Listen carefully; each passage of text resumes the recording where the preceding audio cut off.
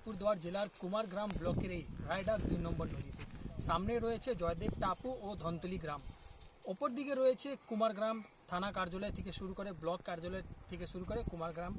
এই এলাকার বাসিন্দাদের দীর্ঘদিনের দাবি রয়েছে এই যে রায়ডাক 2 নম্বর নদী রয়েছে, এই নদীতে সেতু নির্মাণের।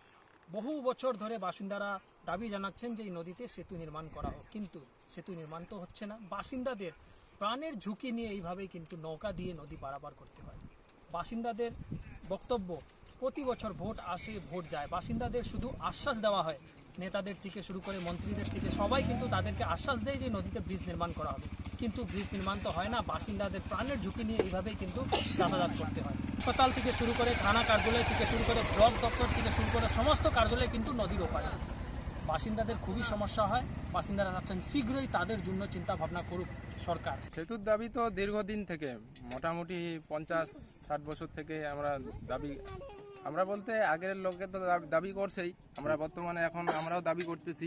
যেরকম বর্ষাকালে আপনারা দেখতে পারবেন মোটামুটি 1 কিলোমিটার চওড়া নিয়ে একটা নদীর স্রোত আসে, জল আসে, সেই নৌকা তখন বন্ধ থাকে, আমরা খুবই অসুবিধা, পার হতে পারি না, প্রচণ্ড অসুবিধা হয় রোগী থেকে, স্টুডেন্ট থেকে।